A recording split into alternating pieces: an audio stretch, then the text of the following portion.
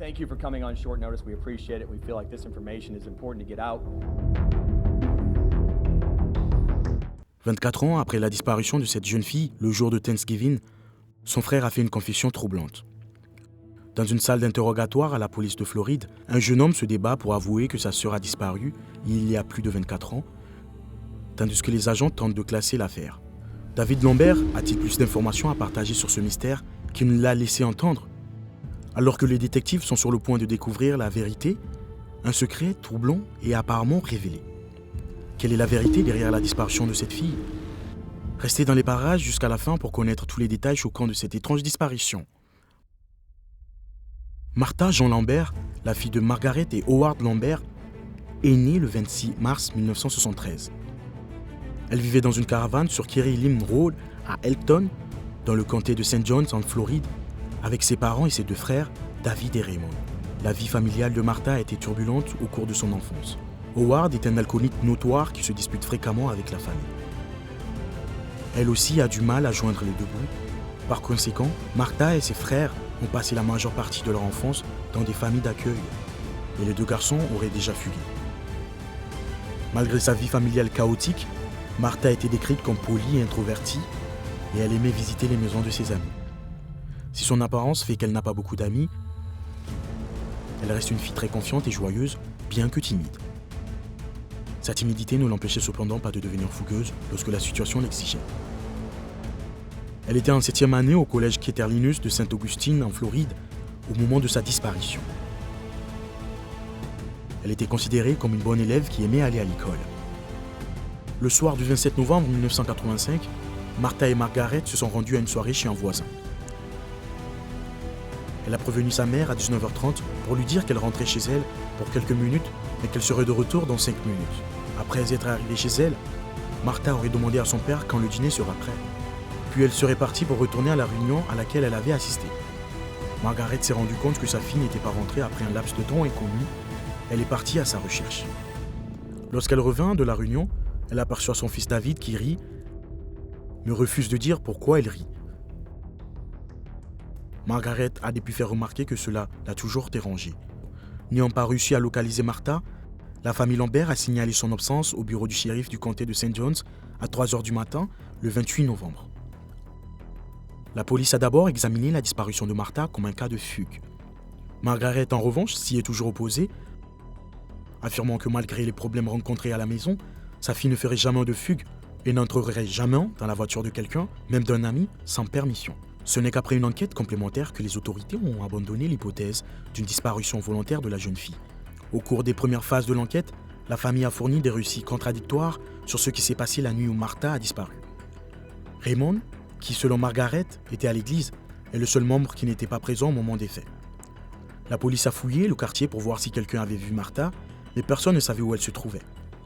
Certains ont dit l'avoir vue pour la dernière fois se diriger vers l'ouest le long de Kerry Lynn Road la nuit de sa disparition, tandis que d'autres ont dit avoir vu une camionnette verte suspecte se déplacer dans le quartier. Les observatoires ultérieurs ont laissé les voisins perplexes, car le véhicule était inconnu dans la région et n'a été remarqué qu'au moment où Martha a disparu. Margaret a insisté depuis le début de l'enquête sur le fait que sa fille avait été enlevée à l'extérieur de leur caravane. La police a d'abord enquêté sur ce point, mais n'a trouvé aucune preuve à l'appui. Personne n'a jamais été désigné comme le ravisseur de la fillette disparue et personne n'a jamais été arrêté en rapport avec sa disparition. Une douzaine d'agents de police du bureau du shérif du comté de St. John's ont parcouru la zone boisée située derrière la caravane de la famille 2 jours après que la disparition de Martha a été signalée. Mais aucune preuve n'a été trouvée.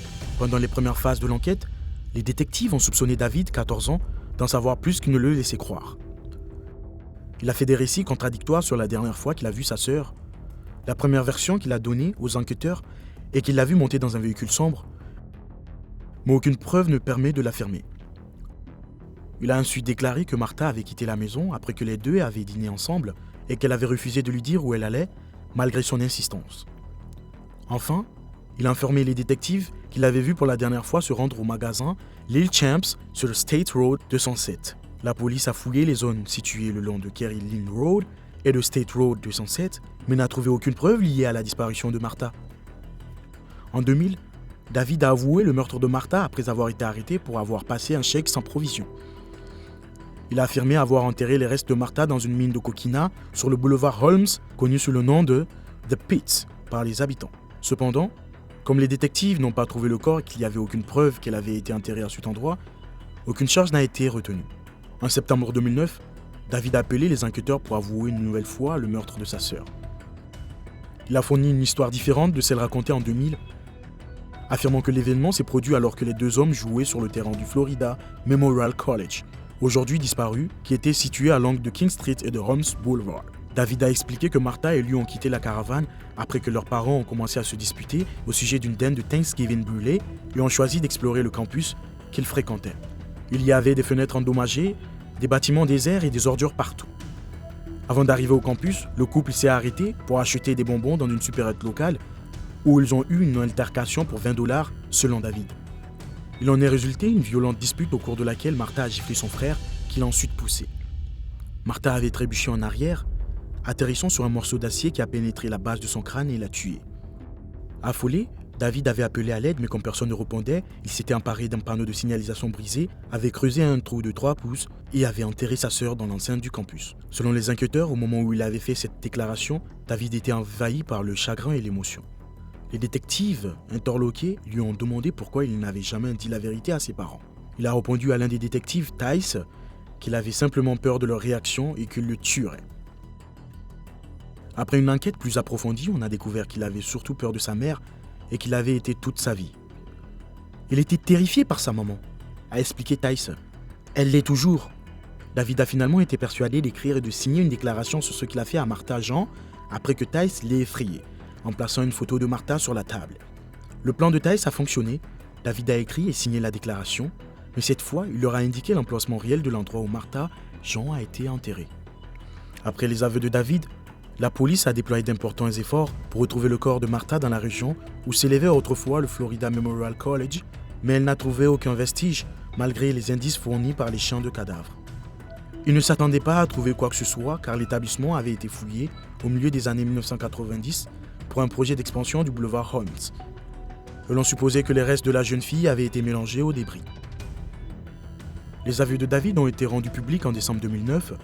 Lorsque Margaret l'a entendu, elle a informé les médias qu'elle ne croyait pas ce que son fils avait dit, car il était connu pour inventer des histoires pour attirer l'attention.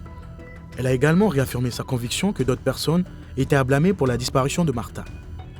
David s'est rétracté après avoir entendu les affirmations de sa mère, affirmant dans des interviews avec les médias qu'il avait simplement dit à la police ce qu'elle voulait entendre, compte tenu de son désir de clore l'affaire. Il a également admis avoir des problèmes émotionnels et mentaux et ne pas savoir ce qui est arrivé à sa sœur. Cependant, en raison de sa réaction émotionnelle pendant la confession, les enquêteurs pensent que son histoire est vraie. La police n'a pas inculpé David car il était mineur au moment de la disparition de Martha et qu'il y avait prescription pour les homicides en 1985. Ils ont depuis déclaré que l'affaire était close, mais ils sont prêts à la réouvrir si de nouvelles informations ou preuves sont découvertes. Voici quelques théories sur la disparition de Martha. Selon la police, David est impliqué dans la disparition de sa sœur. Ils pensent que son récit de l'incident au Florida Memorial College est exact. Cependant, ils sont incapables de prouver en absence d'un corps ou de preuves. Numéro 2. Margaret maintient son hypothèse selon laquelle Martha a été enlevée, alors que de nombreux organismes décrivent encore sa disparition comme un enlèvement non familial ou une fugue. Le bureau du shérif du comté de St. John's pense que la fille a été assassinée par son frère David. Numéro 3. Margaret a également allégué que sa fille a peut-être été enlevée et qu'elle fait maintenant l'objet d'un trafic. Cependant, aucun élément ne permet de pousser l'enquête dans cette direction, et la police n'a jamais indiqué publiquement si elle avait envisagé ou non cet aspect. Tout au long de l'enquête, la police a réinterrogé des témoins et des suspects potentiels, mais aucune nouvelle information n'a été découverte. La disparition de Martha reste le cas de personnes disparues le plus long de l'histoire du comté de St. John's. Au vu de ce qu'ils ont appris, les enquêteurs pensent qu'elle est morte à la suite d'un acte criminel, bien que la plupart des agences classent toujours l'affaire comme un enlèvement non familial ou une fugue. Son ADN et ses données dentaires sont conservés au cas où ses restes seraient retrouvés dans les années à venir. En raison de la pression que l'enlèvement de Martha a exercée sur la famille, Margaret et Howard ont fini par divorcer.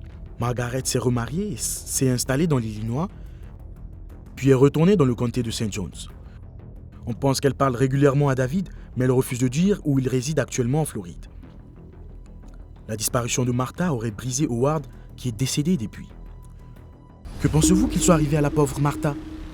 Faites-le nous savoir dans les commentaires ci-dessous.